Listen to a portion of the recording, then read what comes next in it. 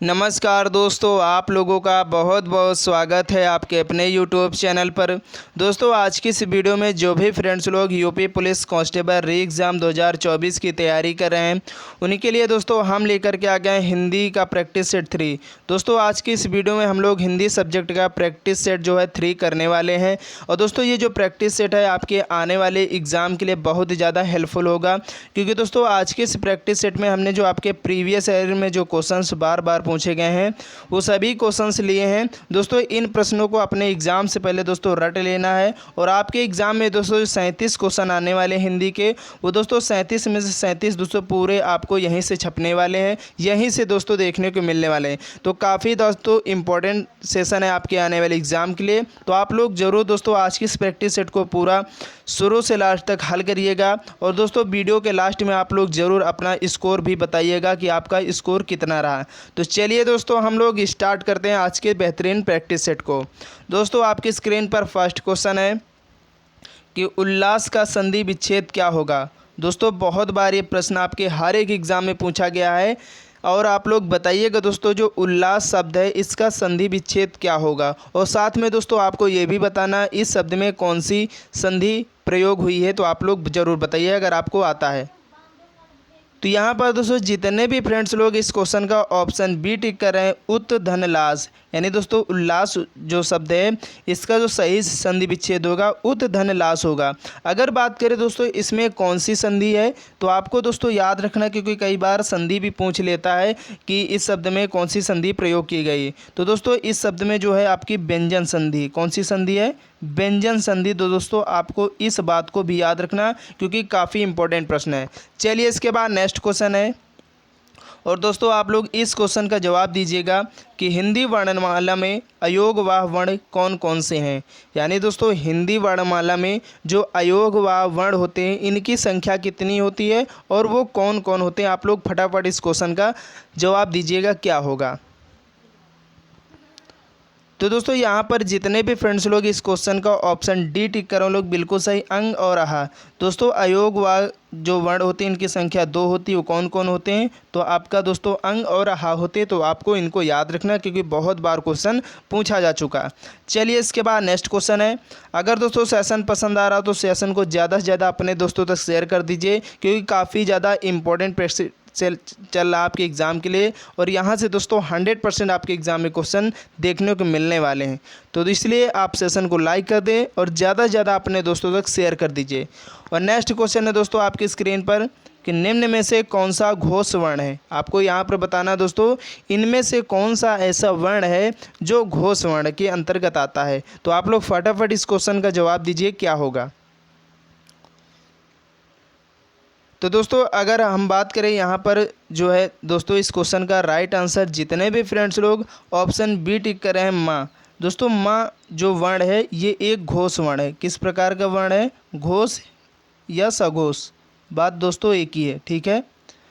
तो यहाँ पर इस क्वेश्चन का ऑप्शन बी करेक्ट हो जाए। अगर बात करें दोस्तों घोष वर्ण जो होते हैं, जो घोषत्व के दोस्तों आधार पर 2 प्रकार के वर्ण, एक होते हैं अघोष, आप लोग नोट कर लीजिए क्योंकि यहाँ से क्वेश्चन दोस्तों पूछा जाता है।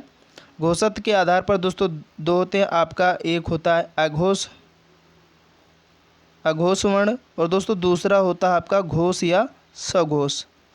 तो अगर बात करें दोस्तों अघोष कौन कौन से वर्ण होते हैं, पहली बात तो दोस्तों अघोष जो इनके वर्णों की जो संख्या है वो 13 है, और जो घोष वर्ण होते हैं दोस्तों वो 31 होते हैं, ठीक है।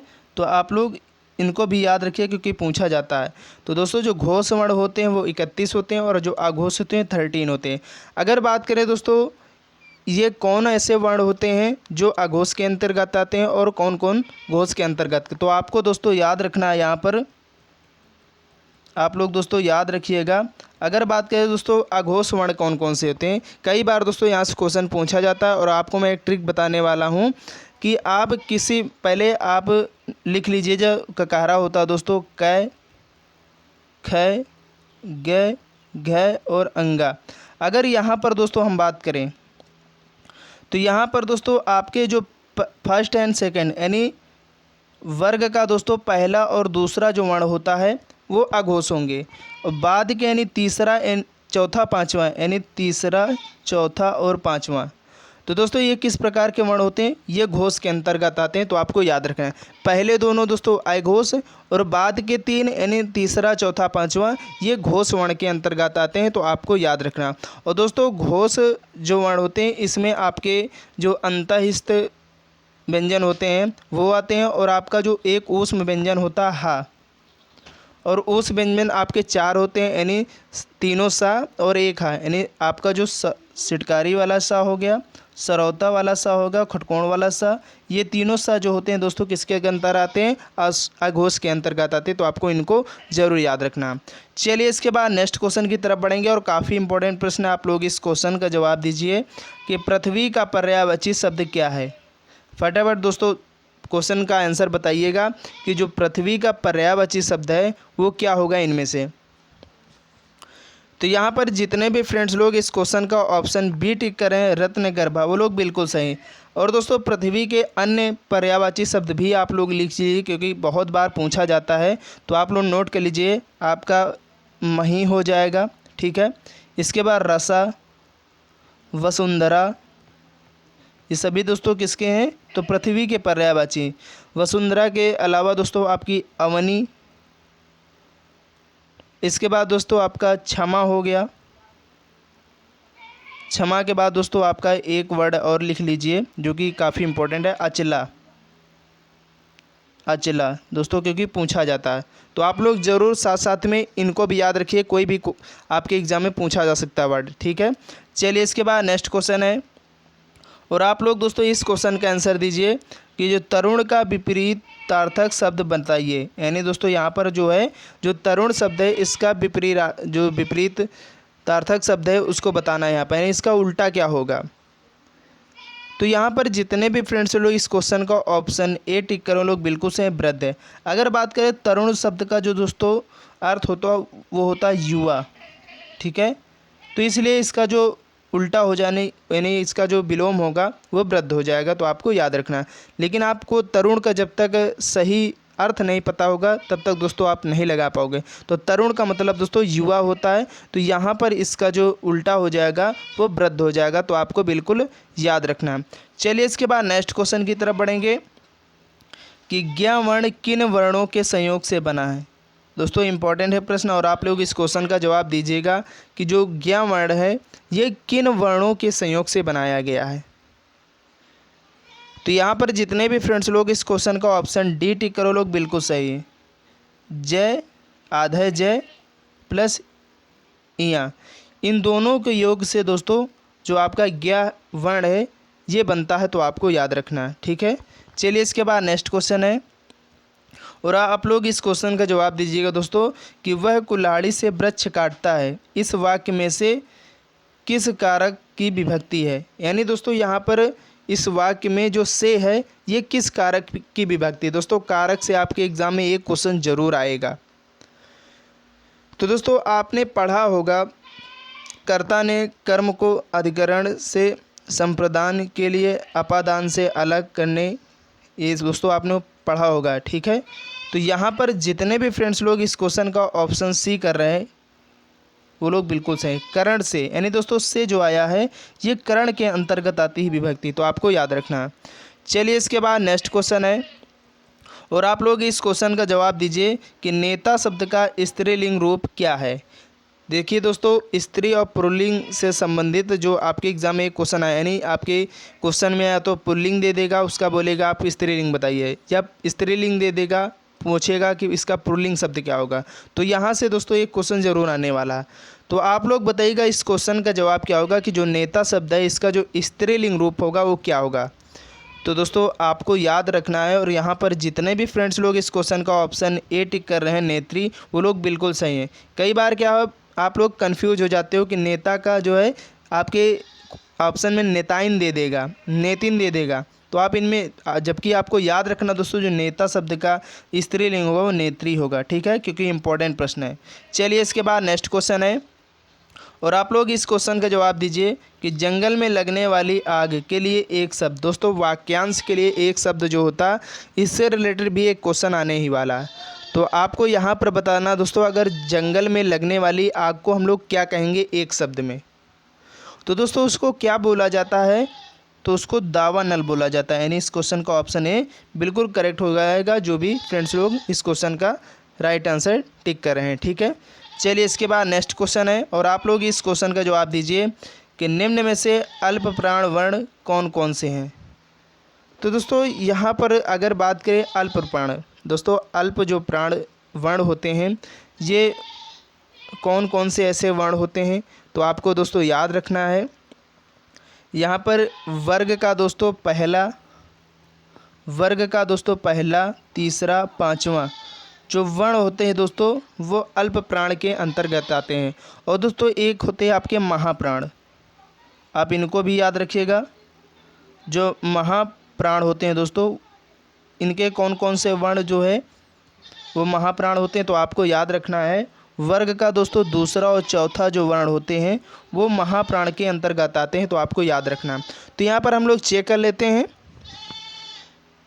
तो देखिए दोस्तों यहाँ पर जो आपका मैच हो रहा है ऑप्शन सी यानी क और गा, यानी अल्प प्राण पूछा तो वर्ग का पहला तो का से स्टार्ट हो रहा है, जबकि यहाँ पर फा था ये पहले से नहीं स्टार्ट हो रहे हैं। और ये का के बाद ख ग यानी ग क्या तीसरा वर्ण है, तो पहला और तीसरा मैच हो रहा, तो यही दोस्तों ऑप्शन बिल्कुल सही हो जाएगा। और आपको याद भी रखना क्योंकि यहाँ से क्वेश्चन पूछा ही जाता है।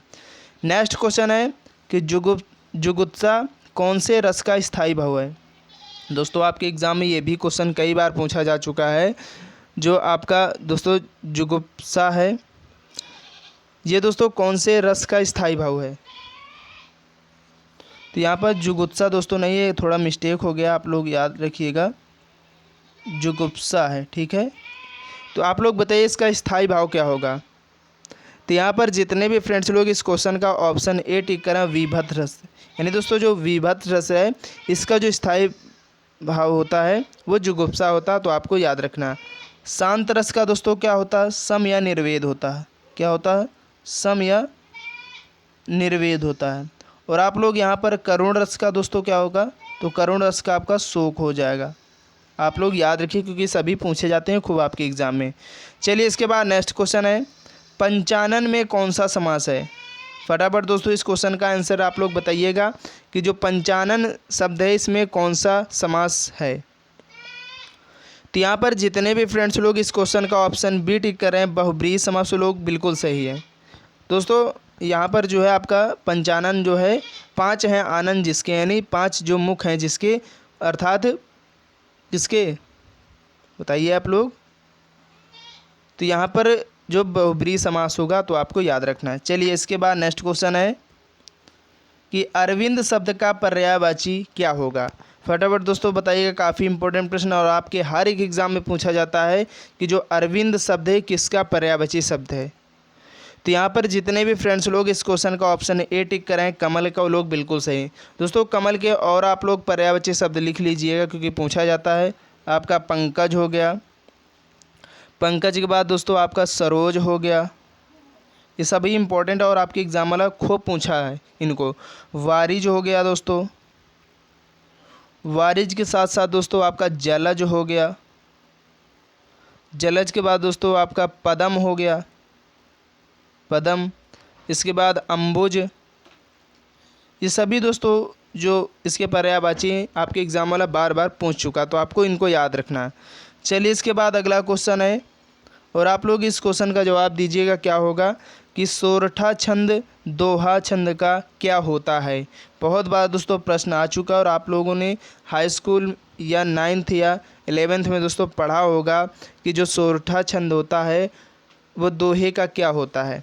तो दोस्तों दोहा छंद का क्या होता, उल्टा होता है। यहाँ पर जितने भी क्वेश्चन इस क्वेश्चन का जो आंसर ऑप्शन बी टिक करें वो लोग बिल्कुल सही है। चलिए इसके बाद अगला क्वेश्चन है हरिगीतिका छंद के प्रत्येक चरण में मात्राएं कितनी कितनी होती हैं। तो दोस्तों आप लोग बताइएगा अगर आपको मालूम है इस क्वेश्चन का आंसर क्या होगा कि जो हरिगीतिका छंद होता है इसके जो प्रत्येक चरण में मात्राओं की संख्या होती है वो कितनी कितनी होती है। तो दोस्तों आपको याद रखना 28 होती है। कितनी होती है, 28।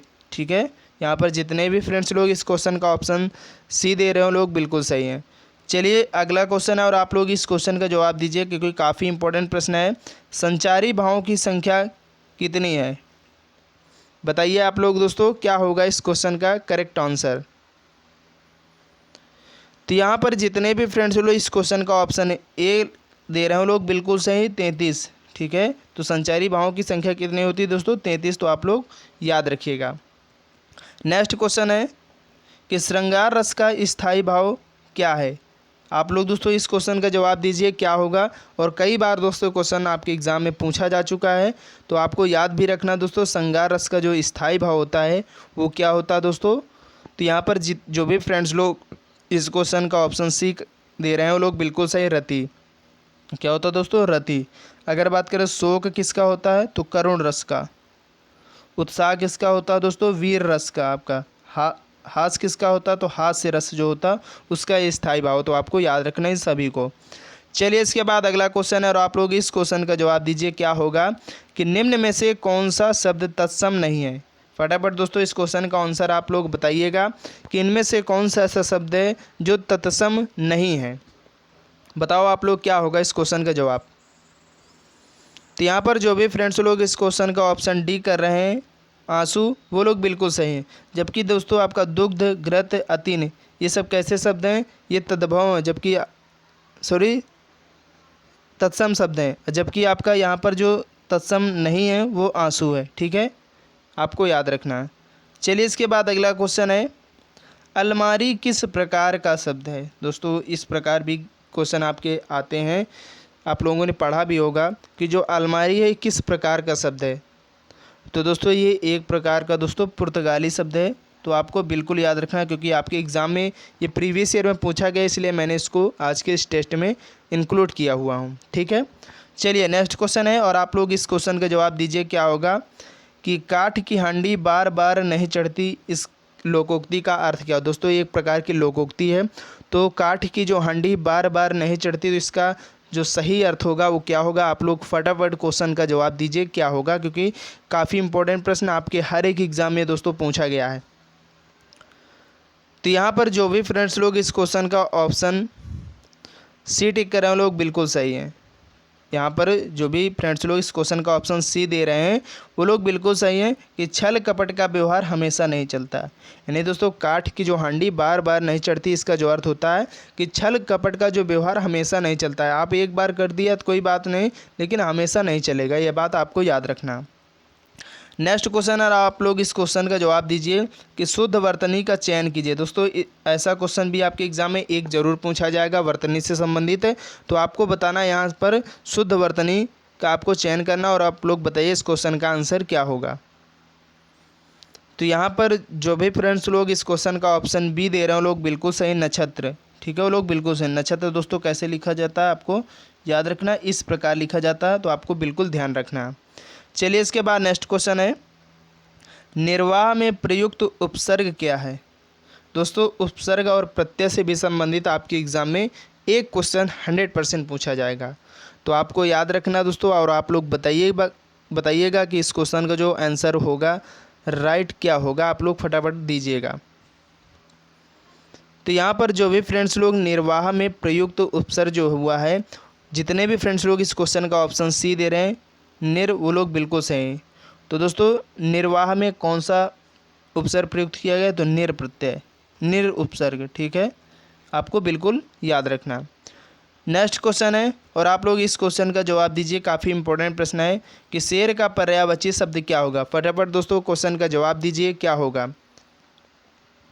तो यहाँ पर दोस्तों शेर का जो पर्यायवाची शब्द जो भी फ्रेंड्स लोग ऑप्शन बी दे रहे हैं केसरी, लोग बिल्कुल सही। और आप लोग और भी लिख लीजिए क्योंकि इम्पोर्टेंट है, ये पूछा ही जाता है आपके एग्ज़ाम में।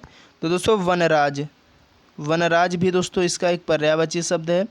इसके अलावा दोस्तों शार्दुल जो कि बहुत इंपॉर्टेंट है दोस्तों, शार्दुल है, ये आपके एग्ज़ाम वाला खूब पूछता है। केहरी, इनको भी याद रखिए दोस्तों। इसके बाद दोस्तों आपका मृगराज, मृगराज दोस्तों जो है वो किसका है तो शेर का ही है। इसके अलावा एक और आप लोग लिखिए केसी, क्या दोस्तों केसी। तो दोस्तों ये जो है वनराज, शार्दुल, केहरी, मृगराज, केसी दोस्तों किसके पर्यायवाची शब्द हैं शेर के। इंपॉर्टेंट है, आप लोग इनको जरूर याद कर लीजिए। नेक्स्ट क्वेश्चन है दोस्तों, और आज की इस वीडियो का लास्ट क्वेश्चन है 24। संतोष का सही संधि विच्छेद क्या होगा? फटाफट दोस्तों क्वेश्चन का आंसर दीजिएगा, क्या होगा। इंपॉर्टेंट प्रश्न है आपके एग्जाम के लिए। तो यहाँ पर जितने भी फ्रेंड्स लोग इस क्वेश्चन का ऑप्शन ए दे रहे हैं वो लोग बिल्कुल सही। संतोष में दोस्तों सम धन तोष, क्या होगा दोस्तों? सम धन तोष होगा, वो लोग बिल्कुल सही। अगर बात करें दोस्तों इसमें कौन सी संधि है, तो आपको संधि का नाम याद रखना, व्यंजन संधि। व्यंजन संधि, ठीक है दोस्तों। व्यंजन संधि होती है जिसमें व्यंजन का व्यंजन से अथवा किसी स्वर से मेल होने पर जो परिवर्तन होता है उसे व्यंजन संधि कहते हैं, ठीक है। तो आपको याद रहे, देखिए यहाँ पर भी व्यंजन है आपका, यहाँ पर भी व्यंजन है, तो इसलिए जब व्यंजन और व्यंजन का मेल हो या किसी स्वर से मेल होने पर जो परिवर्तन होता है उसे व्यंजन संधि कहते हैं। तो आपको याद रखना। और आप लोग, उम्मीद है कि आज का जो टेस्ट हुआ है इसमें दोस्तों जिसके भी 24 में जो भी क्वेश्चन सही हुए, यानी जितना भी आपका स्कोर रहा, वो आप लोग ज़रूर कमेंट बॉक्स में बताइएगा कि 24 में से आपके कितने सही हुए। और सेशन अगर पसंद आया दोस्तों, सेशन का कंटेंट भी पसंद आया है, तो आप लोग ज़रूर वीडियो को लाइक कर देना और ज़्यादा से ज़्यादा अपने दोस्तों तक इस वीडियो को शेयर कर देना, क्योंकि काफ़ी ज़्यादा इम्पोर्टेंट जो प्रैक्टिस सेट है हिंदी का दोस्तों, मैं ऐसे क्वेश्चन इस प्रैक्टिस सेट के माध्यम से आपको दे रहा हूं जो आपके किसी न किसी गवर्नमेंट एग्जाम में बार बार पूछे गए। तो इसलिए हर एक प्रैक्टिस सेट आपके एग्ज़ाम के लिए बहुत इंपॉर्टेंट होगा, और जो आपके एग्ज़ाम में 37 क्वेश्चन आने वाले हैं इसी प्रैक्टिस सेट को आपको देखने को मिलने वाले। तो इसलिए आपको एक भी प्रैक्टिस सेट को मिस नहीं करना। जब भी आपको टाइम मिले तो उस प्रैक्टिस सेट को आप लोग जरूर सॉल्व करिएगा और वीडियो के लास्ट में अपना स्कोर भी बताइएगा। तो चलिए दोस्तों, नेक्स्ट वीडियो के लिए, तब तक के लिए जय हिंद, जय भारत।